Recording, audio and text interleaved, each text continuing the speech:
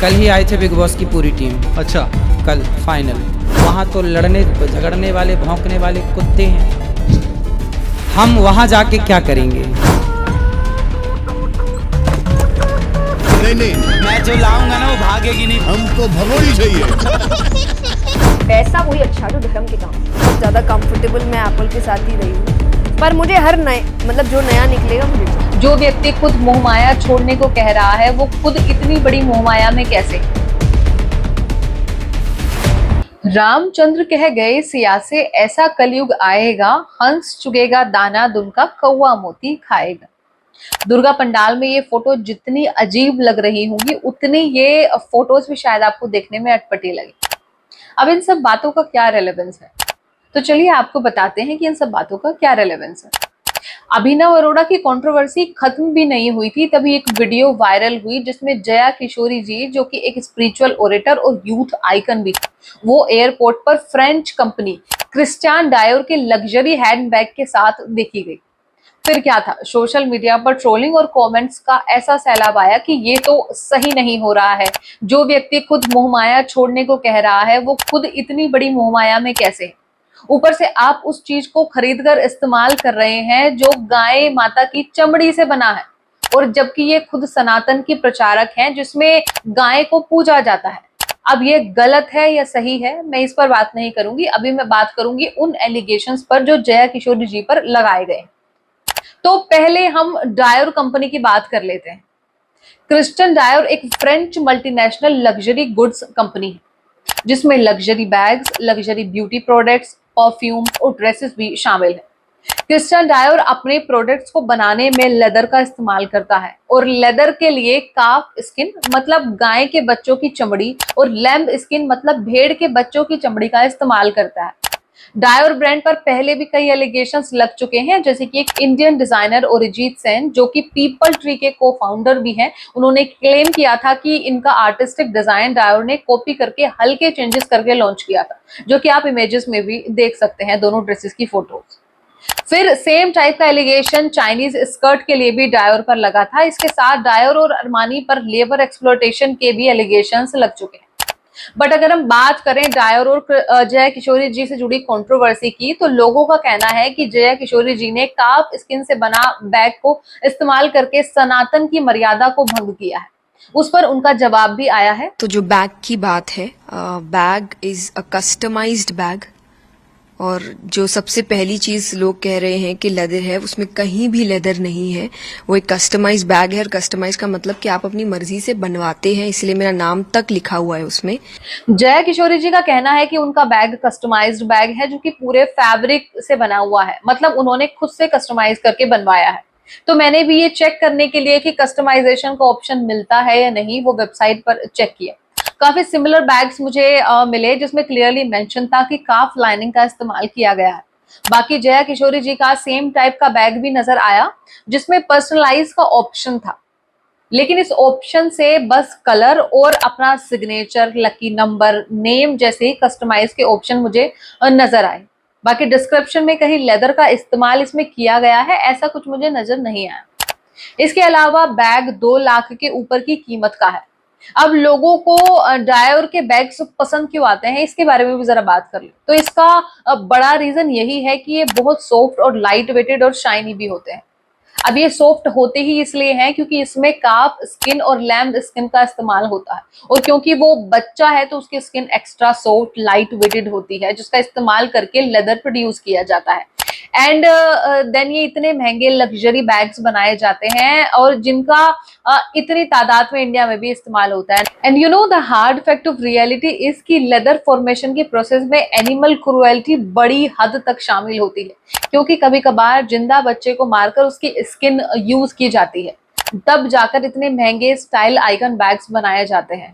अब बात आती है मोह माया की, तो लोगों का कहना यह है कि एक तरफ जया किशोरी जी मोह माया छोड़ने को कहती हैं और दूसरी तरफ वो खुद भी मोह माया में फंसी हुई हैं। तो इस पर भी जया किशोरी जी का बयान सामने आया। मैं आपसे कभी नहीं कह रही कि आप पैसे मत कमाइए, अरे सब मोह माया है, सब त्याग दो। हमने नहीं त्यागा तो हम आपको कैसे बोले। तो किशोरी जी कह रही हैं कि उन्होंने कभी नहीं कहा कि मोह माया से दूर रहो, तो ये बात सच है, उन्होंने कभी ये नहीं कहा कि आप मोहमाया से दूर रहो, सब कुछ छोड़ दो। इनफैक्ट वो ये कहती है कि खूब पैसा कमाओ। अब वो इस पर सही है या गलत, इसमें सबके अपने अपने पॉइंट्स हो सकते हैं, लेकिन मैं क्या सोचती हूँ मैं आपको वो बता रही हूँ। तो मेरे हिसाब से कृष्ण भी यही कहते हैं कि हमें मटेरियलिस्टिक दुनिया यानी कि मोहमाया में रहते हुए भी मोहमाया से दूर रहना है। मतलब अच्छे कर्म करके आपने जो पुण्य, आपने जो पैसा कमाया है, उसे आप समर्थ भले ही हैं लाखों करोड़ों का सामान खरीदने के लिए और आपको पसंद भी आ रहा है, लेकिन आप फिर भी वो चुन रहे हैं जिससे सिर्फ आपकी जरूरत पूरी हो सके। आप हर कंडीशन में न्यूट्रल रहें। लाइक आपके पास कल साइकिल थी, आप तब भी खुश थे। आज आपके पास गाड़ी है, आप तब भी खुश हैं। और कल आपके पास अगर कुछ भी नहीं रहा तब भी आप खुश रहेंगे, मुस्कुराकर दोबारा से अपना कर्म करेंगे और हर कंडीशन में ईश्वर पर विश्वास बना रहे, वही ईश्वर प्रायोरिटी बने रहे, तब मोहमाया से दूर होने के प्रयास में आप हो। लेकिन ये हार्ड फैक्ट है कि इंसानी जीवन में जैसे ही जन्म मिल गया तो आप इमोशंस, डिजायर्स यानी कि इच्छाओं से बन जाते हैं। लेकिन अगर आप फिर भी ईश्वर को साथ रखकर अपनी इच्छाओं को पीछे छोड़कर सही गलत में भेद समझकर आप दूसरों की जरूरत के बारे में सोच रहे हैं, तब आप भगवान के कहे मार्ग पर चल रहे हैं। लेकिन जब वो 2 लाख से ऊपर का बैग और ब्रांडेड कपड़ों का इस्तेमाल और शौक जो है, मुझे एक की शौक बहुत ज्यादा है जो रेगुलरली जिस पे खर्चा होता है कि हर 1-1.5 साल में लेटेस्ट ये सब नजर आए तो सवाल उठने लगते हैं। और मेरे हिसाब से इन सवालों का एक सॉलिड रीजन भी है। जब कोई कथावाचक या कोई भी गुरु व्यासपीठ की गद्दी पर बैठता है ना, तो वो फिर एक नॉर्मल इंसान नहीं रह जाता है, वो एक मीडियम बन जाता है एक इंसान को परमेश्वर से मिलाने का। कहते हैं ना, गुरु गोविंद दो खड़े काके लागू पाए, बलिहारी गुरु आपने गोविंद दियो बताए। मतलब गुरु को भगवान से भी ऊंचा दर्जा दिया गया है। वो एक नॉर्मल इंसान नहीं रहा, अब वो पूजनीय है जिनके सामने अपने आप ही इज्जत से सर झुक जाता है और अपने आप हाथ जुड़ जाते हैं। साक्षात राधा स्वरूपा जय किशोरी जी। और क्योंकि अल्टीमेटली भगवान की तरफ बढ़ने का और साधक बनने का सफर त्याग से ही शुरू होता है, जिसमें शोक और मोह माया का त्याग भी शामिल होता है।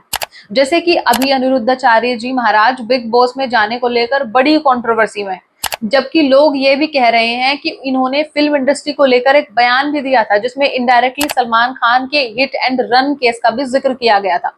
फिल्म इंडस्ट्री वाले तो रात को फुटपाथ पर सोते हुए लोगों पर गाड़ी चढ़ा देते हैं, ऐसा उन्होंने कहा था। फुटपाथ पर सोने वालों के ऊपर गाड़ी और चढ़ा देते हैं। कि जो शेर होता है ना, वो कभी कुत्तों की दौड़ में सम्मिलित नहीं होता। अरे वाह शेर हो तुम तो। शेर कुत्तों से रेस क्यों लगाएगा? वहां तो लड़ने झगड़ने वाले भौंकने वाले कुत्ते हैं। हम वहां जाके क्या करेंगे? तो फिर उनके शो में जाने की क्या जरूरत थी, ऐसा लोग कह रहे हैं। इस पर बयान भी आया है बाबा जी का कि मैंने बिग बॉस में जाने के लिए मना कर दिया था, लेकिन मैं सिर्फ 2 घंटे के लिए गया था क्योंकि उन्होंने मुझे आशीर्वाद देने के लिए बुलाया था। अभी तो बच्चे हैं। 2 देखना पड़ेगी, एक आपकी नहीं, नहीं। मैं जो लाऊंगा ना वो भागेगी नहीं। हमको भगोड़ी चाहिए। मेन बात यह है कि बिग बॉस में उनके जाने से बिग बॉस को टीआरपी मिली, इसलिए उन्होंने उनको बुलाया था, और बाबा जी को फेम मिला इसलिए वो गए थे, लोगों का ऐसा कहना है।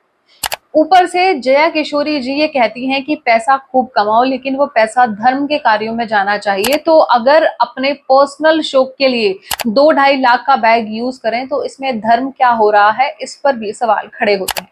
ऐसे कई संत हैं जिन्हें मैं पर्सनली मानती हूँ, जैसे कि पूज्यपाद प्रेमानंद जी महाराज, और एक और हैं पूज्यपाद साध्वी डॉक्टर विश्वेश्वरी देवी जी।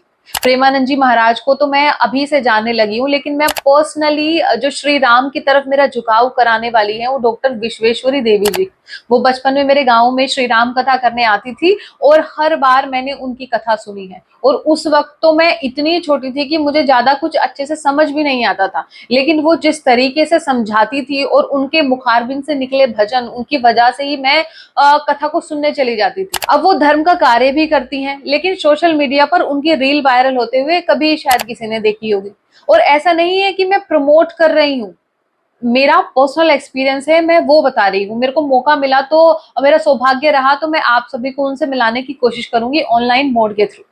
तो इन जैसे कुछ महान संत को छोड़कर शायद ही आजकल अपूर्णतः कोई धर्म का मार्गदर्शन कोई कर रहा है। ऐसा मुझे लगता है। हालांकि ऐसा जरूरी नहीं कि सभी लोग मेरी बातों से एग्री करें, सबके अपने अपने विचार हो सकते हैं। और अभी लास्ट वीडियो जब मैंने अभिनव पर बनाई थी तो कुछ लोगों का कमेंट भी आया कि उसने क्या बिगाड़ा है, उसकी गलती नहीं है, दुनिया में और भी कुछ चल रहा है, उसके बारे में कुछ कह लीजिए एक्सेट्रा।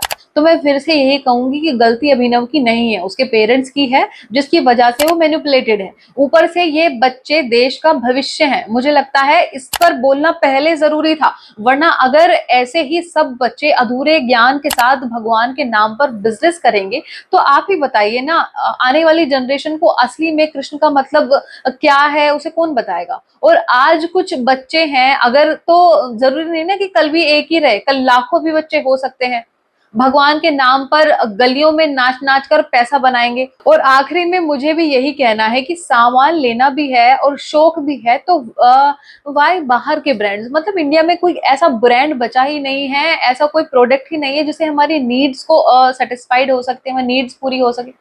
तो मैं तो यही कह रही हूँ कि अब से मैं तो कोशिश करूंगी जितना हो सके इंडियन ब्रांड्स के सामान खरीदूंगी, क्योंकि देश के लिए सिर्फ बोलने से नहीं, करने से भी बहुत कुछ होगा। इसलिए आपसे भी ये कह रही हूँ, मेरी बातों से जो सहमत है उनसे निवेदन यही है कि इस वीडियो को शेयर करें, और जो नहीं सहमत है उनके लिए यही कहूंगी, बस मुझे फर्क नहीं पड़ता।